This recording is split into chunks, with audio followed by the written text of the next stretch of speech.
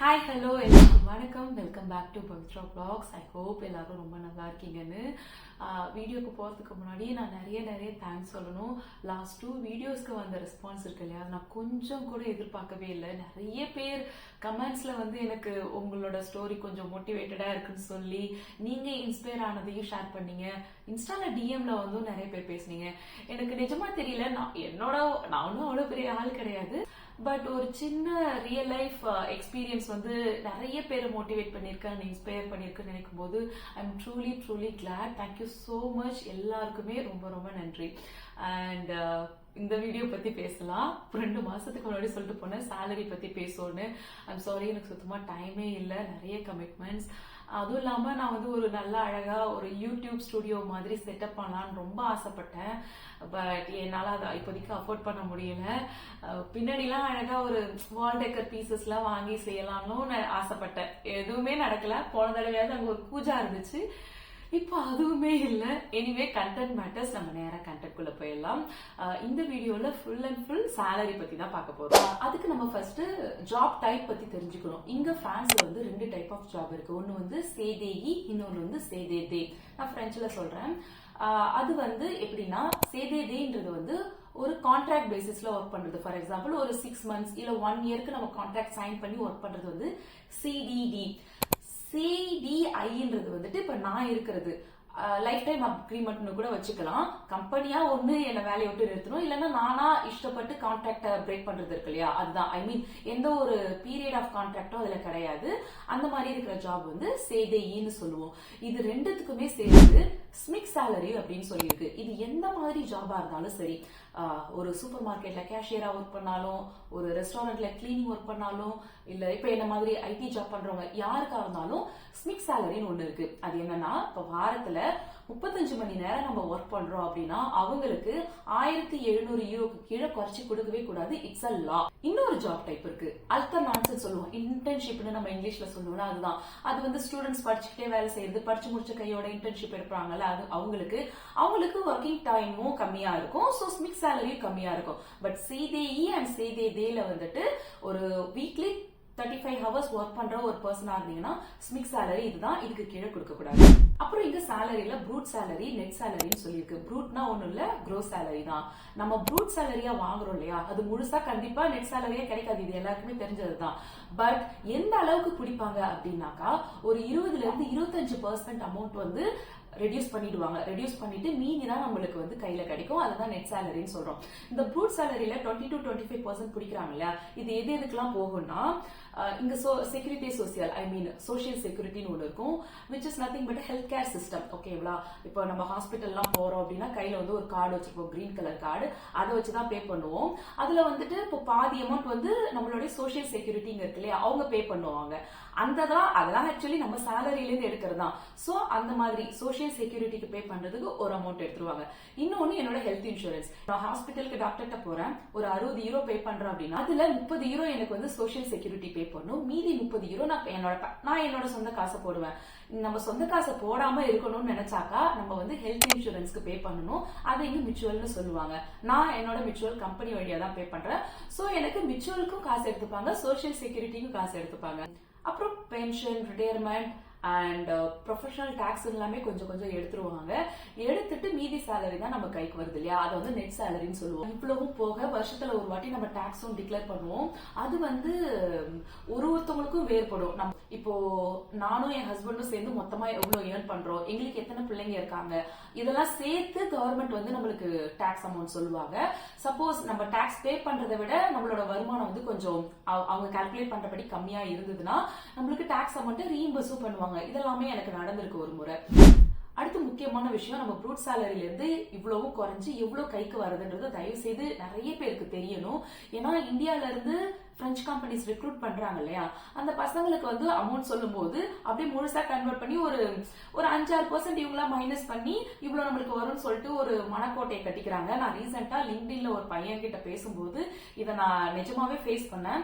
அந்த பையன் என்கிட்ட அவங்களோட மந்த்லி சேலரிய சொல்லி, இந்த சேலரியை வச்சு பிரான்ஸ்ல வாழ்ந்துட முடியுமா அப்படின்னு கேட்டாங்க. நான் உங்களோட இயர்ஸ் ஆஃப் எக்ஸ்பீரியன்ஸ் எல்லாத்தையும் கேட்டுட்டு சொல்றேன், இதை விட நீங்க இன்னும் கொஞ்சம் அதிகமா கேட்கணும் அப்படின்னும் போது எப்படி கேட்கறது, இதுவே போதாதா அப்படின்றாங்க. அப்பதான் உங்களுக்கு நான் இந்த லிங்கை ஷேர் பண்ணி இதுல நீங்க போட்டு பாருங்க, இதுல உங்களுக்கு கடைசி என்ன அமௌண்ட் வருதோ அதுதான் உங்களோட சேலரின்னு சொல்றேன். அதுதான் இப்பயும் நான் உங்களுக்கு எக்ஸ்பிளைன் பண்றேன். மேபி சைட்ல நான் என்னோட போனோட ஸ்கிரீன் ரெக்கார்டட் வீடியோ காமிக்கிறேன். First brute versus net salary conversion சொல்லிட்டு கூகுள்ல தேடினாக்கா ஃபர்ஸ்ட்லேயே ஒரு வெப்சைட் வரும். அதுல உள்ள போயிட்டாக்கா நம்மளுக்கு மந்த்லி சேலரியா இருந்தாலும் சரி இல்ல வருஷ சேலரி எதுவா இருந்தாலும் அங்கங்க இருக்கிற பாக்ஸ்ல போயிட்டு நீங்க ஒரே ஒரு சேலரி மட்டும் கொடுத்தா போதும். ஃபார் எக்ஸாம்பிள் நான் மந்த்லி சேலரி ஒரு 3500 யூரோன்னு சொல்லிட்டு கொடுக்குறேன்னு வச்சுக்கோங்களேன். அது நெட் சேலரிக்கு எவ்வளவு கொடுக்குதுன்னு பாருங்க. அதுக்கு நான் ஒரு சின்ன எக்ஸாம்பிளோட சொல்றேன். இப்ப வருஷத்துக்கு உங்களுக்கு 40,000 யூரோஸ் தராங்க அப்படின்னாக்கா உங்களுக்கு மாசத்துக்கு 3300 யூரோஸ் வந்து கையில வரும், ப்ரூட் சேலரியா வரும். அந்த ப்ரூட் சேலரியில இருந்து நெட் சேலரி எவ்வளவு வரும்னு இதுல நம்ம கொடுத்தா தெரிஞ்சிரும். 2300 கிட்ட தான். அதுலயும் கீழே வந்து நிறைய ஜாப் டைப் இருக்கு. சேலரி நான் கேத்ரு ஃபங்க்ஷியோ பப்ளிக்னு சொல்லிட்டு நிறைய இருக்கும். Most of the engineering jobs எல்லாமே கேத்ருக்குள்ள வரும். கவர்மெண்ட் ஜாபா இருந்தா பப்ளிக் போகும்னு நினைக்கிறேன். நான் கேத்ரு எதுன்னு எனக்கு தெரியல. மேபி அதர் தன் நான் ஐடி ஜாப்ஸா இருக்கும்னு நினைக்கிறேன். சோ நம்ம கேத்ரு சூஸ் பண்ணிட்டு நம்மளோட மந்த்லி சேலரி இதுல கொடுத்தாக்கா நம்மளுக்கு கையில என்ன சேலரி வரும்னு சொல்லிட்டு இதுவே கொடுத்துரும். அப்புறம் நான் எந்த அளவுக்கு சேலரி எக்ஸ்பெக்ட் பண்ணலாம்னு சொல்றேன். சேலரி வந்து சிட்டிஸை பொறுத்து மாறுபடும். பாரிஸ் வந்து காஸ்ட் ஆஃப் லிவிங் ரொம்ப எக்ஸ்பென்சிவான சிட்டி. சோ இங்க வந்து சேலரியும் அதிகம். அதுவே மற்ற சிட்டிஸோட கம்பேர் பண்ணும்போது மர்சை இல்ல லியோன் அந்த மாதிரி சிட்டிஸ்ல கம்பேர் பண்ணும்போது கம்மி, பாரிஸை விட கம்மி. பிகாஸ் அந்த காஸ்ட் ஆஃப் லிவிங் பாரிஸோட கம்பேர் பண்றதுனால கம்மியா இருக்கு. அந்த ஒரு ரீசனுக்காக தான். சோ சேலரி எக்ஸ்பெக்டேஷன்ஸ், இப்போ நீங்க வந்து ஃப்ரெஷரா இருக்கீங்க இல்லனா ஒரு 2 இயர்ஸ் எக்ஸ்பீரியன்ஸ் இருக்கு அப்படின்னா நீங்க வந்து 30 ல இருந்து 35K வரைக்கும் எதிர்பார்க்கலாம். அப்புறம் ஒரு 3 to 5 இயர்ஸ் எக்ஸ்பீரியன்ஸ் இருக்குதுன்னா 40 ல இருந்து 55K வரைக்கும் நம்ம கேட்கலாம். அப்புறம் 6 ல இருந்து ஒரு 10 இயர்ஸ் கிட்ட இருக்குதுன்னா 60 to 80K வரைக்கும் கேட்கலாம். அதுவே இப்ப நம்ம ஒரு ஜாப்ல இருந்து இன்னொரு ஜாப்க்கு ஸ்விட்ச் ஆகுறோம்னா ஒரு 15 ல இருந்து 30% நம்ம சேலரியை வந்து இன்க்ரீஸ் பண்ணி கேட்கலாம். சேலரி நெகோஷியேட் பண்றதுக்கு முன்னாடி நம்மளோட ஜாப் டிமாண்ட் எப்படி இருக்குது, அந்த கம்பெனில இந்த ரோல்ஸ்க்கு எத்தனை ஜாப் ஓப்பனா இருக்கு, அதே மாதிரி பொட்டன்ஷியல் ஓப்பனிங்ஸ் ஏதாவது இருக்குதா, அது மாதிரி நிறைய நம்ம விஷயம் பார்க்கணும். நம்மளோட மார்க்கெட் வேல்யூ ரொம்ப அதிகமா இருந்தா டெஃபினட்டா நம்ம கேட்கிற அமௌண்ட் கொடுப்பாங்க. இப்போ நான் வந்து ஒரு 40K ஏர்ன் பண்றேன்னு வச்சுக்கோங்களேன். சும்மா ஒரு எக்ஸாம்பிளுக்கு நான் வந்து அடுத்த ஜாப்க்கு நான் போகிறேன் அப்படின்னா ஒரு 15 ல இருந்து 30% என்ன ஒரு 52 இல்ல ஒரு 55K மேக்ஸிமம் 52 55K வரைக்கும் கேட்கலாம். ஹெச்ஆர் என்ன வந்து ஒரு 48Kலே என்ன ரெஸ்ட்ரிக்ட் பண்றதுக்கும் பாப்பாங்க. அப்ப நம்ம தான் பேசணும், இது மாதிரி எனக்கு இவ்வளோ அருமை பெருமை திறமை இவ்வளோ இருக்குன்னு சொல்லி நம்ம தான் நம்மளோட செல்ஃபை வந்து எக்ஸ்பிரஸ் பண்ணணும். இங்க இருக்கிற ஹெச்ஆர்ஸ் வந்து ரொம்ப ஸ்வீட்டுங்க. நான் என்னோட பர்சனல் எக்ஸ்பீரியன்ஸ் வச்சு நான் பின்னாடியும் ஒண்ணு சொல்றேன். எப்படின்னா நம்ம ஒரு அமௌண்ட் கேட்கிறோம் அப்படின்னா முடியுமா முடியாதான்னு அப்பவே சொல்லிடுவாங்க. முடியலனாக்கா இந்த ஜாயினிங் போனஸ் இருக்குல்ல, அது மாதிரி ஒரு 5K ஆஃபர் பண்ணலாம், 8K நம்மளுக்கு கையில கொடுக்கலாம். அப்படி இல்லைன்னா பிரைம்னு சொல்லி ஒண்ணு இருக்கு. நம்ம ஆபீஸ்ல ஜாயின் பண்ணதுக்கு அப்புறமா அந்த வேரியபிள் போனஸ் இருக்குல்ல, அந்த மாதிரி அதுல எப்படியாச்சும் டேக்கிள் பண்ணலாம்னு சொல்லிட்டு பாப்பாங்க. இன்னும் நிறைய ஜாப் பெனிஃபிட்ஸ் இருக்கு, அதெல்லாம் நான் தனியா சொல்றேன். பட் இதுதான் நம்மளுக்கு மார்க்கெட் வேல்யூ இவ்வளவு இருக்குதுன்னா தாராளமா ஒரு 15 ல இருந்து 30 வரைக்கும் வச்சு கேட்கலாம். அவங்க அதுக்கு கீழே கொடுக்குறாங்கன்னா ஜஸ்டிஃபை பண்ணா அட் த எண்ட் அவங்க கொடுப்பாங்க. இல்லைன்னா அதுக்கு உண்டான ரீசன் சொல்லி வேற எதுலயாவது உங்களுக்கு காம்பன்சேட் பண்ணிடுவாங்க. இன்னொரு சேலரி நிறைய பேர் கேக்குறீங்க, அது வந்து ஒரு பப்ளிக் பிளேஸ்ல எனக்கு சொல்ல நான் கம்ஃபர்டபுளா இல்ல. மோர் தென் தட் அந்த கொஸ்டினை ஒருத்தவங்க கிட்ட கேட்காம இருக்கிறது நல்லதுன்னு நினைக்கிறேன். பிகாஸ் தேவையில்லாத ஜட்மெண்ட்ஸ் வரும்ன்றதுனால எல்லாருமே அதை அவாய்ட் பண்ணுவாங்க சொல்றதுக்கு. நான் என்னோட இயர்ஸ் ஆஃப் எக்ஸ்பீரியன்ஸ் கொண்டான ஒரு ஆவரேஜ் சேலரி தான் வாங்குறேன். என்னால இன்னுமே அதிகமா கேட்டிருந்திருக்க முடியும். நான் ஒரு சின்ன தப்பு பண்ணிட்டு அதை நான் லாஸ்ட் வீடியோல கூட சொல்லியிருப்பேன். அது என்னன்னு சொல்றேன்னு சொல்லியிருந்தேன். ஹெச்ஆர் கிட்ட சேலரி டிஸ்கஷன் வரும்போது ஒரு பதட்டம் இருக்கும் இல்லையா. நான் இதுக்கு முன்னாடி டிசிஎஸ்ல கேம்பஸ் இன்டர்வியூல கிடைச்ச ஜாப்னால அங்க இந்த கான்வர்சேஷனே நடக்கல. இதுதான் என்னோட ஃபர்ஸ்ட் கம்பெனி. இங்க சேலரி பத்தி பேசும்போது பதட்டத்துல அந்த ப்ரூட் சேலரிக்கு பதிலா நெட் சேலரி நான் சொல்லிட்டேன். ஆனா நான் கேட்கறதுக்கு முன்னாடியே கேப்ஜெமினில ஒருத்தவங்க இருந்தாங்க, என்னோட டொமைன்ல வேலை செய்யற ஒருத்தவங்க. அவங்க கிட்ட நான் சொல்றேன், எனக்கு இது மாதிரி 3 இயர்ஸ் ஆஃப் எக்ஸ்பீரியன்ஸ் இருக்கு, பிரான்ஸ்ல தான் என்னோட ஃபர்ஸ்ட் கம்பெனி, நான் எவ்வளவு கேட்கலாம் அப்படின்னும் போது அவங்க வந்து ஒரு நம்பர் சொல்லி இந்த சேலரி கேளுங்க. நாங்க இது வந்து ப்ரூட்டா நெட்டா நான் கேட்டேன். அவங்க வந்து இது நெட் சேலரி அப்படின்னு சொன்னேன். நானும் போயிட்டு அப்படியே நான் உங்கள்ட்ட நெட் சேலரின்னு சொல்லிட்டேன். நெட் சேலரி ரொம்ப ரொம்ப கம்மியா இருந்தது, நம்ம டேக் ஹேண்ட்ல வர்ற சேலரி அதை சொல்லிட்டேன். அது கேட்டதும் அந்த ஹெச்ஆரே சொல்றாங்க, நீங்க இவ்வளவு கம்மியா கேட்க கூடாது, உங்களோட மார்க்கெட் வேல்யூ இப்ப நல்லா இருக்கு, பிசினஸ் ஓபன் ஆகியிருக்கு, நீங்க இதை விடவே நல்லா கேட்கலாம்னு சொல்லி இந்த ஊர்ல ஹெச்ஆர் அட்வைஸ் பண்ணி கேட்டிருக்கீங்களா? ஏன் ஹெச்ஆர் எனக்கு அட்வைஸ் பண்ணாங்க. ஆனா நம்ம ஒரு தடவை சொல்லிட்டோம்ல, அதை அவங்க பிக்ஸ் பண்ணிக்கிட்டாங்க. பட் நான் நெட் சேலரிக்கு சொன்னதை விடவே அவங்க அதிகமா தான் கொடுத்தாங்க. இருந்தாலும் அந்த டைம்ல ஒரு 3 இயர்ஸ் எக்ஸ்பீரியன்ஸா இருக்கிற ஒருத்தவங்களுக்கு கிடைக்கிற சேலரியை விட எனக்கு கம்மியான சேலரி தான் வந்துச்சு. அதுக்கப்புறம் ஒரு 3 மந்த்ஸ்லயே எனக்கு வேற ஒரு ஜாபும் வந்தது, நல்ல சேலரி ப்ரொபோஸ் பண்ணாங்க. பட் நான் போல. பேசிக்கா நான் ரொம்ப ஒரு லாயலான ஆளு, பெருமைக்காக சொல்லல. இந்த கம்பெனிக்காக தான் நம்ம டார்கெட் பண்ணோம், இதுக்காக தானே நம்ம இவ்வளவு நாள் வெயிட் பண்ணோம், நம்மளுக்கு ஃபர்ஸ்ட் கொடுத்த எம்ப்ளாயர் ஆச்சுன்னு சொல்லிட்டு எனக்கு விட மனசு வரல. அதோட நான் அந்த கம்பெனிலே தான் இருந்துகிட்டு இருக்கேன். இதுக்கப்புறம் நான் வேற ஏதாவது கம்பெனி மாறினாதான் என்னால ஒரு நல்ல சேலரி கேட்டு போக முடியும். சோ என் சேலரி தயவு செய்து கேட்காதீங்க, எனக்கு இல்லை, யார்த்தையுமே கேட்காதீங்க. அது யாரும் பெருசா சொல்றதுக்கு விருப்பப்பட மாட்டாங்க. அப்புறம் நம்மளுக்கு சேலரி இல்லாம ஒரு சில பெனிஃபிட்ஸ் எல்லாம் இருக்கு.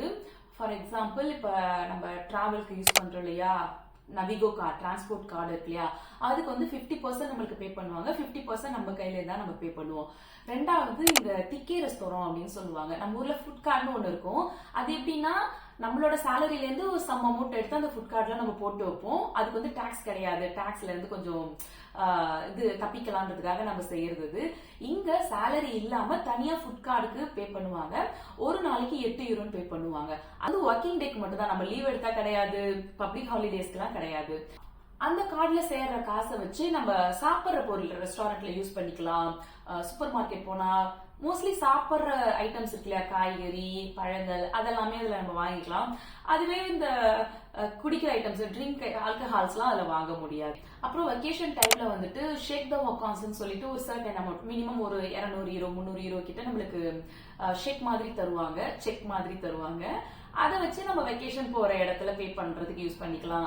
அப்படி இல்லைன்னா, இப்ப நான் அதை எப்படி யூஸ் பண்ணுவேன்னா, ஒரு தடவை இந்தியா போகும்போது டிராவல்ஸ்ல தான் நான் புக் பண்ணுவேன். டிராவல்ஸ் கிட்ட அந்த செக் கொடுத்துருவேன், அதுல அவங்க அமௌண்ட்டை மைனஸ் பண்ணிப்பாங்க. ஒரு தடவை கிறிஸ்துமஸ் வரும்போது கிறிஸ்துமஸ் கிஃப்ட்னு சொல்லிட்டு ஒரு அமௌண்ட் தருவாங்க. இதெல்லாம் யார் தருவாங்கன்னா, சிஎஸ்இ அப்படின்னு சொல்லிட்டு ஒரு அமைப்பு இருக்கும் ஒரு கம்பெனிலையும், அவங்க தான் இதெல்லாம் நம்மளுக்கு தருவாங்க. இந்த ஷேக் வக்கான்ஸ், அப்புறம் இந்த கதோதோ நோயல், கிறிஸ்துமஸ் கிஃப்ட்னு சொன்னல, இதெல்லாம் ஒரு சின்ன அமௌண்ட் தான். பட் அது கொடுக்கும்போது ரொம்பவே ஜாலியா இருக்கு. இதெல்லாம் நம்மளுக்கு சேலரியில வராத பார்ட். அண்ட் ரொம்பவே இன்ட்ரெஸ்டிங்கான இன்னொன்னு என்னன்னா, சினிமா டிக்கெட்ஸ், அப்புறம் டிஸ்னி இருக்கு, பார்க் ஆஸ்ட்ரிக்ஸ், இந்த மாதிரி பார்க் டிக்கெட்ஸ் எல்லாம் இருக்கு இல்லையா, அதுக்கெல்லாம் ஒரு 50% ரிடக்ஷனோட நம்மளுக்கு டிக்கெட் கிடைக்கும். இப்ப டிஸ்னிலேண்ட் டிக்கெட் 90 யூரோஸ்னா எனக்கு ஒரு 45 யூரோஸ்க்கு கொடுப்பாங்க. ஆனா ஒரு டிக்கெட் தான் தருவாங்க. அதே மாதிரி சினிமா போறோம்ல, சினிமா டிக்கெட்ஸ் இங்க ஒரு 15 யூரோஸ் அப்படின்னாக்கா எனக்கு ஒரு 8 யூரோ 9 யூரோக்கு எல்லாமே கிடைக்கும். இதெல்லாம் கொடுக்கறது யாருன்னா இந்த சிஎஸ்சி. இந்த மாதிரி சேலரி இல்லாம இந்த மாதிரி பெனிஃபிட்ஸ் எல்லாம் இருக்கு. அதனால உங்கள்கிட்ட நான் ஷேர் பண்ணணும்னு நினைச்சேன். ஐ திங்க் நான் எல்லாமே ஷேர் பண்ணிட்டேன்னு நினைக்கிறேன். வேற ஏதாவது நான் மிஸ் பண்ணியிருந்தேன் அப்படின்னா நீங்களும் கமெண்ட்ல சொல்லுங்க. இன்னும் ஒரு நல்ல இன்ட்ரெஸ்டிங்கான வீடியோவோட அடுத்து நம்ம பார்க்கலாம்.